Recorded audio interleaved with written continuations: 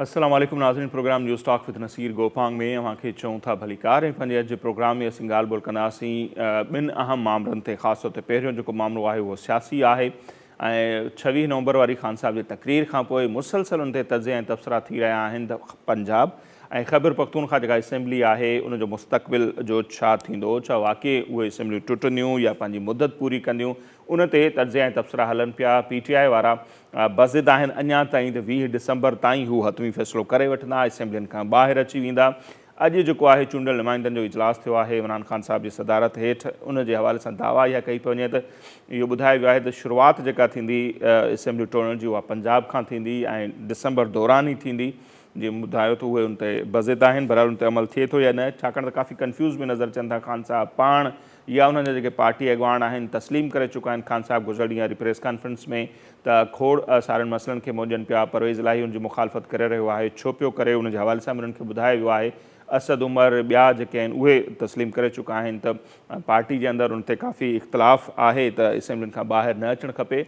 बहरहाल हिकिड़े पासे असेंबली टोड़ण जूं ॻाल्हियूं बि थियनि पियूं, ॿिए पासे वरी ॾिसूं था हुकूमत जो जेको रद्दमल आहे, राणा सनाउल्लाह साहब हुजनि, मियां जावेद लतीफ़ ऐं ॿिया जेके वफ़ाक़ी वज़ीर आहिनि उहे बार बार चवनि पिया त ख़ान साहब खे अगरि मगर छॾणु खपे, असेंबलियुनि खां ॿाहिरि अचणु खपे ऐं जेकॾहिं हू ॿाहिरि अचनि था त असां ख़ाली थियल सीटुनि ते 90 ॾींहंनि अंदरि इलेक्शन कराईंदासीं। छा वाक़ई एतिरनि तकनि ते इलेक्शन कराइणु मुमकिन हूंदो या न, छाकाणि त दावाऊं पंहिंजी जॻह ते हुकूमत जूं बि आहिनि। ॿिए पासे वरी असांखे इहा बि प्रैक्टिस नज़र अचे पई त जेके नाणे वारा वफ़ाक़ी वज़ीर आहिनि इसाक़ डार साहब, उहे कॾहिं सदर आरिफ अलवी सां मुलाक़ातूं था कनि। गुज़िरियल परवेज़ इलाही साहब जेके पंजाब जा वॾा वज़ीर आहिनि उन्हनि सां बि उन्हनि मुलाक़ात कई आहे। सो उन्हनि जी बि इहा कोशिशि आहे त असेंबलियूं बरक़रार रहनि, न टुटनि। सो सूरत हाल आहे छा, उन ते ॻाल्हि ॿोल कंदासीं। ख़ान साहब जूं जेके पॉलिसियूं आहिनि ऐं उन्हनि जो जेको हक़ीक़ी आज़ादी मार्च वारो जेको नैरेटिव हो या उनखां सवाइ इनकलाब वारो नैरेटिव हो, उहे हाणे जेके आहिनि पंहिंजी पुॼाणी ते था पहुचनि ऐं हाणे हू दरख़्वास्तनि ते लही आया आहिनि। जंहिंखां पोइ मुल्क में हाणे इमरान ख़ान साहब जे लाइ नओं इस्तिलाह यूज़ पियो थिए, इमरान ख़ान इनकलाबी खां पोइ इमरान ख़ान दरख़्वास्ती। सो इमरान ख़ान दरख़्वास्ती जेके आहिनि छा करणु वञनि पिया ऐं उन्हनि वटि ईंदड़ जेके पता आहिनि उहे कहिड़ा आहिनि जिन ते उहे सियासत कंदा, उन्हनि जी पार्टी जो जेको मुस्तक़बिल आहे, ख़ान साहब जो पंहिंजो सियासी मुस्तक़बिल उहो छा आहे, उन ते ॻाल्हि ॿोल कंदासीं। गॾोगॾु असीं ॻाल्हि ॿोल कंदासीं त गैस बहिरान जे हवाले सां सियारे जी शुरूआति थींदे ई सिंध में गैस शदीद बहिरान पैदा थी वियो आहे ऐं एतिरे ताईं जो माण्हुनि खे रद पचाव जे लाइ जेको आहे उहो गैस न पियो मिले। सुई सदरन गैस कंपनी तरफ़ां अॼु पधिराई जारी कई वई आहे जंहिंमें ऑफिशियली इहो ॼाणायो वियो आहे त सिंध में 24 कलाकनि मां सिर्फ़ु 8 कलाक गैस हूंदी, बाक़ी 18 कलाकनि जी लोड शेडिंग हूंदी। पधिराई में इहो ॼाणायो वियो आहे त सुबुह जो जेको आहे उहो 6 खां 9 वॻे ताईं गैस फराहम कई वेंदी, मंझंदि जो 12 खां 2 वॻे ताईं ऐं शाम जो 6 खां राति 9 वॻे ताईं गैस हूंदी। बाक़ी 18 कलाक जेके आहिनि उहा लोड शेडिंग हूंदी ऐं गैस जेको आहे उहो न रुॻो रद पचाव जे लाइ इस्तेमालु थिए थो पर उनजो इंडस्ट्री सां बि कनेक्शन आहे ऐं मुल्क जी तरक़ी में उनजो वॾो कंट्रीब्यूशन आहे। खोड़ सनतूं गैस ते हलनि थियूं, पावर प्लांट्स जेके आहिनि उहे गैस ते हलनि था, ट्रांसपोर्ट में गैस वॾो इस्तेमालु आहे। सो गैस बहिरान सां इहे समूरा जेके फैक्टर आहिनि उहे मुतासिर थियनि पिया था। अॼु प्रोग्राम में असीं उन ते बि ॻाल्हि ॿोल कंदासीं। गॾोगॾु अवां सभिनी जे इल्म में आहे त सिंध उहो वाहिद सूबो आहे जेको गैस जी पैदावार जे हवाले सां मुल्क जो 72% घुर्जूं पूरियूं करे थो ऐं आइन जे आर्टिकल 158 में इहो वाज़े लिखियलु आहे त जेसिताईं जंहिं सूबे मां जेका बि मादनियात निकिरे थी उनजी ज़रूरत पूरी नथी थिए तेसिताईं ॿिए सूबे खे उहा फराहम न कई वेंदी। उन ते बि अमल नथो थिए ऐं माज़ी में असां ॾिठोसीं जॾहिं वफ़ाक़ में PTI जी हुकूमत हुई ऐं सिंध में गैस जो बहिरान थियो हो 2020-21 या उनखां पुठिते त सिंध हुकूमत उन ते शदीद रद्दमल ॾेखारियो, वफ़ाक़ खे ख़त लिखिया सिंध जे वॾे वज़ीर ऐं डिमांड कई त सिंध खे घुर्बल गैस फराहम कई वञे। अञा ताईं सिंध गवर्नमेंट जो हाणे वारो जेको बहिरान आहे उन ते को अहिड़ो मौक़िफ़ साम्हूं न पियो अचे, छो न पियो अचे या उनजी हिकमत अमली छा आहे उन ते ॻाल्हि ॿोल कंदासीं। बहरहाल पहिरें हिसे में असीं ॻाल्हि ॿोल कंदासीं मुल्क जी सियासी सूरत हाल ते। हींअर लाहौर मञा सीनियर सहाफ़ी ऐं तर्जनिगार इमदाद सुमरो साहब असां टेलीफोन लाइन ते मौजूदु आहिनि। इमदाद सुमरो साहब, तमामु घणी महिरबानी ऐं असांखे वक़्तु ॾिनो। अव्हांखे सम्झणु चाहींदासीं त मुल्की लेवल ते जेका सियासी सूरत हाल आहे छा पिया ॾिसो, छा थी रहियो आहे, ख़ासि तौर ते पंजाब असेंबली 26 नवंबर वारी जेका ख़ान साहब जी तक़रीर हुई उनखां पोइ हींअर महवर आहे त उहा असेंबली टुटंदी बचंदी, छा थींदो। ऐं जेकॾहिं असीं ॾिसूं त हिकिड़े पासे PTI जा अॻवान इहे दावाऊं था कनि त 20 डिसंबर ताईं असेंबलियूं टुटी वेंदियूं, ख़ासि तौर ते पंजाब ऐं KPK राणा सनाउल्लाह चए थो त अगरि मगर छॾियो, जल्दी कयो, असेंबलियूं टोड़ियो, असीं उते बाई इलेक्शन कराईंदासीं। ॿिए पासे वरी इहो बि नज़र अचे थो त इसाक़ डार साहब जेके आहिनि उहे सदर साहब सां मुलाक़ातूं था कनि, कल्ह परवेज़ इलाही साहब सां मुलाक़ातूं पिया कनि। छा थिए छा पियो इमदाद साहब आख़िर? महिरबानी नसीर, असल में ज़ाहिर सूरत हाल इहा आहे त फाथल त ॿई धुरियूं आहिनि, हुकूमत बि फाथल आहे ऐं इमरान ख़ान बि फाथल आहे। घणो जेको आहे जंहिं वटि ऑप्शन न आहिनि उहो आहे इमरान ख़ान। इमरान ख़ान साहिबु मशवरे खां सवाइ ऐलान करे वेही रहियो आहे, हाणे हुन ते अमल करण लाइ ज़ाहिर हुकूमत बजाए इन जो इमरान ख़ान खे मिंथू करे हुकूमत इमरान चैलेंज पई करे। जेसिताईं इसाक डार साहिब वारो मामिलो आहे, डार साहिब तव्हांजी ॻाल्हियूं सिधियूं अची वियूं आहिनि साम्हूं। डार साहिब इमरान ख़ान लाइ जेका मुज़ाकरात जी इमरान ख़ान बार बार चयो पिए त उन सां हू वेहण लाइ तयारु आहे, त उन लाइ सदर आरिफ अलवी पाण कोशिशि पियो कई। असल में वज़ीर आज़म नवाज़ शरीफ़ शहबाज़ शरीफ़ ॿुधाए छॾियो आहे त डार इजाज़त वठी विया हुया सदर वटि। सो इहे कोशिशूं बि इमरान ख़ान साहिब जूं पंहिंजूं हुयूं। इमरान ख़ान साहिबु बेसिकली हुकूमत खे हिकिड़े पासे धमकियूं पियो ॾिए, ॿिए पासे हुकूमत खां घुरे पियो एनआरओ। हिकिड़ी ख़बर जेका कल्ह 24 खां तस्दीक सां साम्हूं आई आहे, उहा इहा आहे त इमरान ख़ान साहिबु पंहिंजा केसिस ख़तमु कराइनि ऐं इलेक्शन, ॿिनि शयुनि ते मुज़ाकरात लाइ सदर आरिफ अलवी खे चयो त हुकूमत सां ॻाल्हियूं कयूं वञनि। उन ते हुकूमत जेको आहे हिकु त तहरीरी तौर ते घुरियो हुयो, तव्हां पंहिंजूं डिमांड्स ॿुधायो, शर्तूं ॿुधायो, उहे अची वियूं। त उन खां पोइ हुकूमत जेको आहे जेके मुंहिंजी इतलाह आहिनि उहा इहा त उन्हनि वाज़े तौर ते इनकार करे छॾियो आहे त शर्त सां कंहिं क़िस्म जी का ॻाल्हि ॿोल न थींदी। सो इमरान ख़ान साहिबु मुंहिंजो ख़्यालु आहे त पाण हिन वक़्तु परेशानी में आहिनि। अॼु बि जेका मीटिंग थी आहे रावलपिंडीअ जी PTI जे MPs जी, उन में बि इहो ई जेको आहे चयो वियो आहे त भई असेंबलियूं टोड़ण जो थींदो नुक़सानु। मरहलावार असेंबलियूं असांखे हाणे ॿाहिरि अचणु खपे सिस्टम मां। मरहलावार ॿाहिरि अचण जो मतिलबु इहो आहे त एतबार न आहे PTI जो KPK जो पंजाब ते, पंजाब जो KPK ते, इमरान ख़ान जो परवेज़ इलाही ते, परवेज़ इलाही जो इमरान ख़ान ते। सो सूरत हाल इमरान ख़ान साहिब लाइ पंहिंजे लाइ गंभीर आहे। हुकूमत वटि सिर्फ़ु हुकूमत आहे, हुकूमत हली वेंदी, उन सां छा थींदो। पर इमरान ख़ान साहिब जो असल में सियासी स्टेक्स आहिनि, सियासत दाव ते लॻल आहे, उनजे करे इमरान ख़ान को फ़ैसिलो न पियो करे सघे। सही। अच्छा, जीअं अव्हां बि चयो पिया त इन्हनि अॼु बि जेको वाक़ई ख़बरूं अचनि पियूं त पिंडी जे हवाले सां जेके चूंडियल नुमाइंदा उन्हनि सां गॾिजाणी थी आहे त मरहलेवार असेंबलियुनि खां ॿाहिरि ईंदासीं, हू चवनि था, ऐं पोइ उन एतिजाज खे जेको आहे इलेक्शन कैंपेन में तब्दील कंदासीं। इन हिकमत अमली खे कीअं था ॾिसो जेका PTI हाणे ॻाल्हियूं आहिनि, अमल कनि था या न, या इहो हिकिड़ो अलॻि बहस आहे? ॾिसो, अॼु जेको फ़ैसिलो थियो आहे नसीर, उहो इमरान ख़ान लाइ पंहिंजे लाइ वॾो इम्तिहान आहे। हिकिड़ो त आहे असेंबलियूं टोड़ण जो जेको मामिलो, उन में इख़्तिलाफ़ आहे, ज़ाहिर आहे उहो हिकिड़ो वॾो फ़ैसिलो हूंदो जेकॾहिं उहे सूबनि मां हुकूमतूं ख़तमु कनि था। हाणे जिथां इस्तीफ़ो ॾेई वेठा आहिनि क़ौमी असेंबली, अॼु इहो फ़ैसिलो थियो आहे त क़ौमी असेंबली में बि MNAs ईंदा ऐं उते वञी पंहिंजो इस्तीफ़ाऊं जी तस्दीक कंदा, यानी ऐवान में बि ऐलान कंदा त असां इस्तीफ़ा पिया ॾियूं हिकिड़ो हिकिड़ो MNA। हाणे उनजी तारीख़ बि न आई आहे। ज़ाहिर आहे तारीख़ जो मतिलबु इहो न आहे ज़ाहिर इजलास जेकॾहिं हलंदड़ हूंदो त उहो चई छॾणु घुरिजे आदमी जारी इजलास में फलाणे ॾींहुं वेंदासीं, या जेको ईंदड़ सेशन ईंदो क़ौमी असेंबली जो, उन में वञी असां शरीक थी इस्तीफ़ो ॾेई मोटी ईंदासीं। सो उहो बि इमरान ख़ान साहिब लाइ हिकिड़ो वॾो चैलेंज आहे। वजह इहो आहे त इमरान ख़ान खे पंहिंजो सभु जेके MNAs आहिनि उहे इनकार करे चुका आहिनि त उहे इस्तीफ़ाउनि जी तस्दीक न कराईंदा। उन लाइ जॾहिं स्पीकर मई में घुराया हुआ MNAs PTI जा, उन्हनि वञी उते इस्तीफ़ाउनि जी तस्दीक करण खां इनकार करे छॾियो। हिकिड़ी शइ।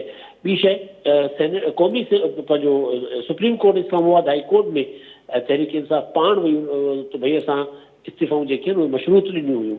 सो इमरान ख़ान साहिब लाइ असुलु इम्तिहान आहे क़ौमी असेंबली वारो। हीउ मामलात फ़ैसिलो कयो आहे, हिन ते अमल न आहे थियो। हुन ते इमरान ख़ान साहिब पंहिंजी तरफ़ां अमल कराए चुका क़ौमी असेंबली वारे इस्तीफ़ाउनि ते, पर उते बि इमरान ख़ान साहिब जे चवण ते MNAs न वेंदा। उनजे करे ख़ान साहिब मुश्किल में आहिनि तमामु घणी हिन वक़्तु। सही।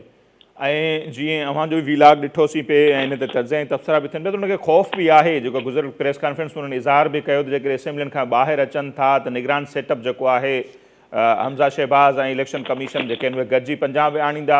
न रुॻो एतिरो, पर मौलाना फज़लुर रहमान त इहो बि चयो आहे त इलेक्शन जेके आम चूंडियूं आहिनि उहे 1 साल ते असीं डिले बि करे सघूं था। त पोइ इन्हनि जो छा थींदो जेकॾहिं वाक़ई ईअं थिए थो? हीउ जेको बिल्कुलु मरहलावार जेको पंहिंजो असेंबलियूं टोड़ण वारो मामिलो आहे, उनजे पोयां हिकिड़ी इहा लॉजिक बि आहे त जेकॾहिं असां पंजाब असेंबली टोड़ियूं था त असांखे इमरान ख़ान साहिब खे बचण लाइ को शहर, को इलाइक़ो खपे जिथे पुलिस हुनजी पंहिंजी हुजे। सो हुन लाइ ख़ैबर पख्तूनख्वा इमरान ख़ान साहिब पंहिंजी पनाह लाइ ख़ैबर पख्तूनख्वा खे महफ़ूज़ रखणु चाहिनि था। सो इमरान ख़ान साहिब खे गिरफ़्तारीअ जो ख़ौफ़ घणो आहे असल में। ॿिया मामला इख़्तिलाफ़ पंहिंजी जॻह ते, छाकाणि त परवेज़ इलाही जे ॾींहुं पहिरें ॾींहुं इमरान ख़ान साहिबु असेंबली टोड़ण जो ऐलान करण खां पोइ परवेज़ इलाही सां जेका हुनजी मुलाक़ात थी हुई, मुंहिंजो ख़्यालु आहे 2 या पहिरीं दिसंबर ते या 2 दिसंबर ते थी हुई। त उन मुलाक़ात में परवेज़ इलाही इमरान ख़ान साहब खे चयो भई असेंबली ते मूंखां हाणे वठी वठो, असेंबली खे ॾेई थो ठाहे एडवाइस असेंबली टोड़ण जी, अव्हां कराए वठो, टोड़ाए वठो, पर इहो यादि रखिजो त अव्हांखे गिरफ़्तार करण लाइ बुलाओ जेको हिसे छो ईंदो उहो ई काफ़ी हूंदो, अव्हां गिरफ़्तार करे हलियो वेंदो जॾहिं हुकूमत न हूंदी। इहो ख़ौफ़ इमरान ख़ान साहब जे दिलि में आहे ऐं गिरफ़्तारीअ खां ज़ाहिर आहे इमरान ख़ान साहब तमामु घणो जेकॾहिं कंहिं मामले खां डिॼनि था त उहो गिरफ़्तारी आहे। सो गिरफ़्तारीअ जो ख़ौफ़ इमरान ख़ान साहब खे अॻिते वधणु न पियो ॾिए। सही। अच्छा, इहो गिरफ़्तारी जो ख़ौफ़ ई आहे जेको गुज़िरियल प्रेस कॉन्फ्रेंस में असां ॾिठोसीं त नई जेका सिक्योरिटी क़यादत आहे उनखे गुज़ारिशूं या मिनतूं कंदे नज़र पिया अचनि ऐं हाणे इहे इस्तलाह बि थियनि पिया त इमरान इनक़लाबी खां पोइ हाणे जेको आहे उहो इमरान दरख़्वास्ती जेको आहे उहो साम्हूं अची वियो आहे। केॾांहुं वियो हक़ीक़ी आज़ादी मार्च, केॾांहुं वियो इनक़लाब ऐं हाणे दरख़्वास्तनि ते अची लथा आहिनि, त इहो डपु ई आहे उन्हनि जो।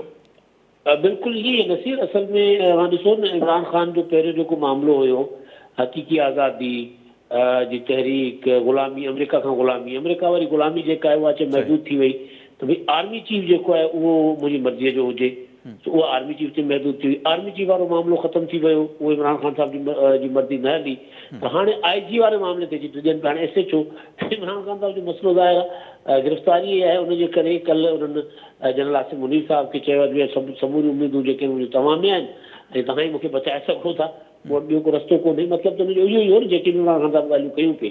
तो ख़ान साहब 8 महीननि जी तहरीक मां नाकामियुनि खां सवाइ कुझु बि कोन्हे उन्हनि खे मिलियो। सो हाणे वरी वापसि अची विया आहिनि उन ई जॻह ते जितां हिननि खे खयो वियो। हाणे ॾिसो इमरान ख़ान साहब खे वरी वापसि बकौल परवेज़ इलाही जेको आहे केरु कच्छ ते खणे थो या नथो करे, इहो ॾिसणो आहे। अच्छा, जो उन्होंने इहो भी चयो त नए फौजी सरबराह मुझे पता चला है कि अच्छे आदमी हैं, हाफ़िज़ कुरान हैं, छा उन्हनि खे अॻु में ख़बर कोन्हे? DG ISI तो 6 महीना हिननि सां गॾु कमु करे चुका आहिनि, तो इहो अची चवणु मुझे पता चला है, मतिलबु कंहिंखे बि बेवकूफ़ ठाहिनि सर। इहो दिलचस्प आहे जंहिंखे आर्मी चीफ जो उहिदे खां रोकराइण लाइ, जी तकरीर रोकराइण लाइ, अपॉइंटमेंट रोकराइण लाइ इमरान ख़ान पूरी तहरीक हलाई 8 महीना, त किथे इहो न अची वञे।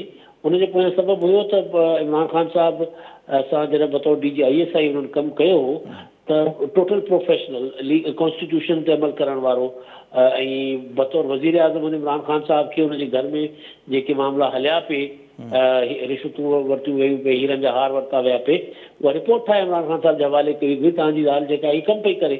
सो हू त इन क़िस्म जो सोल्जर टाइप जो उन्हनि जी मशहूरी आहे, पंहिंजो शोहरत आहे आर्मी चीफ जी। सो इमरान ख़ान साहब हुननि जो रस्तो रोकण जी कोशिशि पिया कई न। सो हाणे ज़ाहिर आहे जॾहिं अची विया आहिनि त पोइ इमरान ख़ान साहब वटि कुझु चारो कोन्हे। इमरान ख़ान साहब वटि बजाए हिनजे जो उन्हनि जे ख़िलाफ़ु महाज़ खोलनि, उन्हनि खे पंहिंजो लुभाइण जी कोशिशि पिया कनि, ख़ुशामद जेके चइजे आर्मी चीफ जी ख़ुशामद करण जी कोशिशि पिया कनि। सो आसिम मुनीर साहब तो उन वक्त भी हाफ़िज़ कुरान हुआ जॾहिं वो DG ISI हुआ। ख़ान साहब खे हाणे ख़बर पई आहे त मुझे पता चला वो हाफ़िज़ कुरान भी हैं। बहरहाल, अच्छा जीअं अवां ज़िक्र कयो हीरनि जे हारनि जो, घर जो, त उन हवाले सां ख़्वाजा आसिफ़ साहब जो बि हिकिड़ो बयानु इमदाद साहब यकीनन अवां जी नज़र मां गुज़रियो हूंदो त ख़ान साहब उहे आहिनि जॾहिं उन्हनि ते सिर ते आई त हू घर मां का कुर्बानी बि ॾेई सघनि था। इहा कुर्बानी उन्हनि जी क़बूल पवंदी, इहा वाक़ई इहा कुर्बानी ॾेई सघनि था? उहो ॿियनि ते त पंहिंजो भार उछलाइण जा माहिर रहिया आहिनि। त मुंहिंजो ख़्यालु आहे त हाणे कंहिंजी कुर्बानी क़बूल कोन पवंदी, या इमरान ख़ान साहब कोशिशि करे सघनि था। इहो इमरान ख़ान साहब जी फितरत आहे, नेचर आहे। अवां ॾिसो जॾहिं खां हुननि जी क्रिकेट जे ज़माने खां वठी हुननि पंहिंजो पंहिंजा लताड़े मथे चढ़िया आहिनि इमरान ख़ान साहब। सो ख़ान साहब ख़्वाजा आसिफ़ वारी ॻाल्हि इहा जंहिं ॾींहुं ऑडियो आई हुई पंहिंजो इमरान ख़ान साहब जे ज़ाल ऐं पंहिंजो ज़ुल्फ़ी बुख़ारीअ जी, उन ॾींहुं इहा शइ सां ज़ाहिर आहे हिकिड़ो फील अचणु शुरू थी वई हुई त इमरान ख़ान साहब वटि हाणे ॿियो को ऑप्शन न हूंदो। जेकर हुननि ते केसिस थींदा त हू इहो करे सघनि था त बुशरा बीबी खे असां लातालुकी कॾहिं चवनि त बाबा मुंहिंजो हिन मामले सां तालुक ई कोन हुयो, हिननि ई मूंखे वेठे ख़राबु कयो। सो इमरान ख़ान साहब जेको रिकॉर्ड आहे माज़ी अहिड़ो इन क़िस्म जो रहियो आहे, सो मुमकिन आहे अहिड़ी शइ कनि। मामला वॾा आहिनि। ख़्वाजा आसिफ़ इहा बि ॻाल्हि कई न त 6 अरब रुपयनि जा जेके आहिनि उहे ज़ेवरात आहिनि जेके तोशाखाना मां खया विया आहिनि। सो मामला तमामु संगीन आहिनि। इहे त अञा जेके शयूं साम्हूं अचनि थियूं, मुंहिंजो ख़्यालु आहे इहे कुझु ई कोन्हनि। जाम सारियूं शयूं आहिनि जेके साम्हूं अचणियूं आहिनि। जनरल कमताज बाजवा साहब जे हूंदे इमरान ख़ान जे ख़िलाफ़ु मुंहिंजो ख़्यालु आहे इन क़िस्म जी इन्वेस्टिगेशन्स प्रॉपर न थियूं पे। पर हाणे ज़ाहिर आहे जेकर एस्टेब्लिशमेंट न्यूट्रल थी वई आहे, इदारा पंहिंजो कमु पाण कंदा उन्हनि ते को दबाव न हूंदो या हुकूमत इमरान ख़ान जे ख़िलाफ़ जेके शयूं करणु चाहींदी उन में इन्वेस्टिगेशन्स कंदी त तमामु घणियूं शयूं अहिड़ियूं आहिनि जेके साम्हूं अची सघनि थियूं। हिन वक़्तु जेको साम्हूं आयो आहे उहो कुझु न हूंदो हुन जे साम्हूं जेके नयूं अचण वारियूं शयूं आहिनि। सही। त जीअं मां चयो पियो त मामला वॾा आहिनि त इहो चई सघिजे थो त ईंदड़ जेको वक़्तु हूंदो उहो ख़ान साहब जे लाइ अञा वधीक संगीन हूंदो या उन्हनि जे लाइ ख़तरा जेके आहिनि उहे इंतज़ार में आहिनि त ॼाण उहे पधिरा थींदा त ख़ान साहब लाइ चैलेंजिस कहिड़ा हूंदा ईंदड़ वक़्त में? ॾिसो जेको army chief general Asim Munir खे ख़ुदा जा वास्ता ॾियण मां त ज़ाहिर सिधी ॻाल्हि आहे सम्झ में अचे पियो त इमरान ख़ान साहिबु ईंदड़ वक़्त में पंहिंजे लाइ तमामु घणी परेशानियूं ॾिसे पियो। ईंदड़ वक़्तु इमरान ख़ान साहिब जो जेल आहे ऐं इमरान ख़ान साहिबु गिरफ़्तार थी सघनि था, उन में को कभी इम्कान आहे त गिरफ़्तार थींदा। तहरीक इंसाफ़ अंदरि ॾफेड़ आहे तमामु वॾो जेको अंदरि पइजी चुको आहे, उहो इमरान ख़ान लाइ वॾो ख़तरनाक साबित थींदो। ज़ाहिर PTI जेका आहे हिन वक़्तु ताईं त कंहिंजे सपोर्ट जे करे या के आसिरे जे करे इहे माण्हू इंटैक्ट हुया, पर हाणे आहिस्ता आहिस्ता जीअं वक़्तु अॻिते वेंदो नज़र अचे पियो त इमरान ख़ान साहिब जो प्रेशर न को इदारनि ते हलियो न को हुकूमत ते, त पोइ ज़ाहिर आहिस्ते आहिस्ते PTI जेका आहे उहा इमरान ख़ान साहिब सां या PTI मां जेके इलेक्टेबल्स आहिनि उहे डिस्टेंस करणु शुरू कंदा। सिर्फ़ु जनूबी पंजाब मां ॾिसो त कुझु वक़्तु जे अंदरि अंदरि उते PTI जी हालत जेका आहे उहा छा थी आहे, अॻिते हली उतां भॼिड़ा शुरू थींदी तहरीक इंसाफ़ जी। सो इमरान ख़ान लाइ वॾो जेको असल इशू हूंदो मुश्किलातुनि में उहा पॉलिटिकल सर्वाइवल ऐं उहो नवाज़ शरीफ़ साहिब जी वापसी थिए पई। सो नवाज़ शरीफ़ साहिब जी वापसी थींदी त इमरान ख़ान पंहिंजे पॉलिटिकल सर्वाइवल जी जंग ॾांहुं हलिया वेंदा बजाए प्रेशराइज़ करण जे। सही आहे। जीअं चयो पिया त जेल वञी सघंदा, त जेल जो उन्हनि खे तजुर्बो त आहे कोन इमदाद साहिबु, पोइ कीअं ॾिसो जेल ई वेंदा या असां वटि हिकिड़ो इहो बि थींदो रहियो आहे त जेल सां गॾोगॾु जलावतनी बि हूंदी आहे, सिहत जा मामला घणो कुझु, त इन ॻाल्हि जो बि इम्कान थी सघे थो जेल जी उन्हनि खे प्रैक्टिस त कोन्हे, पोइ जलावतनी वारो ऑप्शन बि थी सघे थो। ॾिसो इमरान ख़ान जो जेको ट्रैक रिकॉर्ड आहे त इमरान ख़ान जेल नथा काटे सघनि। 8 ॾींहं मुशर्रफ जे ज़माने में डेरा गाज़ी ख़ान में जेल कटी इमरान ख़ान साहिबु, ऐं उन वक़्तु इहो रिपोर्ट करे चुको आहियां उन टाइम में त इमरान ख़ान साहिबु माफ़ी लिखी माफ़ी वठी पोइ ॿाहिरि आया आहिनि। सो उन्हनि चयो तव्हां एक्टिविटीज़ न कनि, तव्हांखे यादि हूंदो त उहा जजिस बाली तहरीक हुई ऐं उन खां पोइ जेल मां आज़ादु थियण खां पोइ इमरान ख़ान साहिबु सरफेस ते नज़र न आया हुआ। इमरान ख़ान साहिबु घणो वक़्तु ग़ाइबु हुया। सो ख़ान साहिबु जेको रिकॉर्ड त आहे जेल ख़ान साहिबु नथा कटे सघनि, उहो हुन लाइ हिकिड़ो वॾो मसइलो आहे। जेसिताईं जलावतनी आहे त मूंखे इमरान ख़ान साहिबु बहरहाल जलावतनी इन जे करे नज़र नथी अचे त इमरान ख़ान साहिबु नवाज़ शरीफ़ न आहिनि। इमरान ख़ान साहिबु जो जेको आहे हाणे जीअं जनरल कमर राज बाजवा साहिबु जीअं ई हटिया आहिनि त उनजे ख़िलाफ़ु उन्हनि तकरीरूं करणु शुरू कयूं आहिनि ऐं फ़ौज ते इमरान ख़ान साहिबु फ़ौज जे ख़िलाफ़ु जीअं उन्हनि प्रोपेगेंडा कयो, सो उहे शयूं ॿुधाइनि थियूं त इमरान ख़ान साहिबु खे शायदि जेकॾहिं गिरफ़्तार थियनि था या जेकॾहिं इमरान ख़ान साहिब जा मामला ठीकु नथा थियनि, ज़ाहिर आहे एॾो वॾो अगरि जेकॾहिं आहे हिन में त पोइ इमरान ख़ान साहिब खे जलावतन त न कयो वेंदो। इमरान ख़ान साहिब खे पाकिस्तान में रखियो वेंदो, छाकाणि जलावतन थियण जी सूरत में इमरान ख़ान साहिब जो जेको हिकिड़ो किरदारु आहे त हू पोइ परवाह न कंदा मुल्क जे मफ़ाद जो या जीअं पीपुल्स पार्टी मुस्लिम लीग नून सभु तकलीफ़ूं बर्दाश्त करण जे बावजूदि मुल्की मफ़ाद वारे मामले ते अची चुप रहंदा हुया। सो हीअ इहे चुप न रहंदा, इन जे करे इमरान ख़ान खे जलावतन मुंहिंजो न आहे ख़्यालु त को कयो वेंदो। हा, जेल में रखे सघियसि इमरान ख़ान साहिब खे जेकॾहिं को मामिलो उन्हनि जो कहिड़ो आयो, अदरवाइज़ इमरान ख़ान साहिब खे सियासी तौर ते तनाह करे कयो वेंदो, पोइ अकेला फिरंदा रहंदा, को डैमेजिंग न हूंदा। मूं गुज़ारिश कई त इमरान ख़ान हाणे पॉलिटिकल सर्वाइवल जी जंग ॾांहुं पिया वञनि। न को इमरान ख़ान साहिबु हुकूमत जे ख़िलाफ़ का वॾी तहरीक हलाए सघिया, न को तहरीक कामयाबु करे सघिया, न को इदारनि ते दॿाउ विझी सघिया। हाणे इमरान ख़ान खे पंहिंजी पइजी वेंदी पॉलिटिकल सर्वाइवल जी जंग ॾांहुं वेंदा उहे। ठीकु। अच्छा इमदाद साहिबु आख़िरी सुवालु मुंहिंजो इहो हूंदो त हीअ त समूरी सूरत हाल थी, ख़ान साहिब ते पाण घणो ॻाल्हायो, PDM छा पई सोचे, उन्हनि वटि कहिड़ी हिकमत अमली आहे मौजूदा पॉलिटिकल बहरान मां निकिरण जे लाइ, ऐं जेको माशी बहरान आहे तमामु वॾो आहे उन मां निकिरण जे लाइ, छाकाणि त ईंदड़ इलेक्शन जेकॾहिं वक़्त ते थियनि था बि इलेक्शन ईयर ई आहे। सो फज़लुर रहमान साहिबु चए थो साल असीं वधाए बि सघूं था, 6 महीना साल वधाईंदा त माशी तौर ते का पोज़ीशन मुस्तहकम थींदी, इलेक्शन में उन्हनि खे फ़ाइदो थींदो, या उहो छा पिया सोचनि? न, मुंहिंजो न आहे ख़्यालु त कुझु साल वधाईंदा। एतिरो ज़रूरु आहे त हाणे इलेक्शन वारो जीअं मां चयो त इलेक्शन ईयर आहे, मामला चूंडुनि ॾांहुं वेंदा, पर चूंडूं थींदियूं अक्टूबर 2023 में, उन खां अॻिते मूंखे इम्कान नथो नज़र अचे। मुआशी सूरत हाल जेका आहे ज़ाहिर आहे उहा गंभीर आहे।